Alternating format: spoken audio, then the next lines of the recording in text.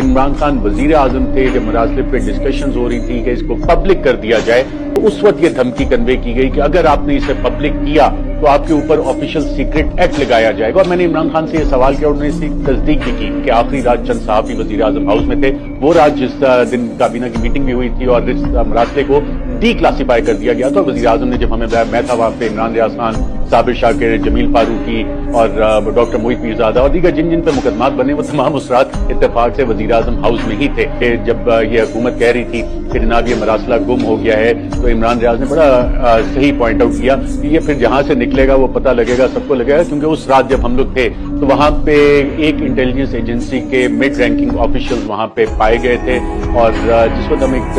کمرے میں بیٹھے تھے وہاں بھی وہ شخصیت موجود تھی، اور A D C, deputy military secretary, سب نے کہا کہ جس پہ آفیشیل سیکرٹ ایکٹ لگ سکتا ہے تو آپ صحافی اس کو بالکل نہ دیکھیں، اس کے قریب بھی نہ جائیں. اور عمران ریاض خان نے بالکل صحیح کہا کہ اس کا بوجھ آپ نہیں اٹھا سکے، یہ بات بھی ہوئی تھی. ہم نے کہا کہ جی وزیر اعظم نے جب ڈی کلاسیفائی کر دیا ہے تو ہمیں دیکھنے دیں، لیکن اس کے بعد وہ مراسلہ غائب ہو گیا. اور ماریہ میمن سے انٹرویو میں جو عمران خان صاحب نے بات کی ہے کہ جناب میرے پاس تو وہ مراسلہ نہیں ہے، تو پھر سوال یہ بنتا ہے کہ وہ مراسلے کی کاپی پھر وزیر اعظم ہاؤس سے کیا کوئی اٹھا کے لے کے گیا،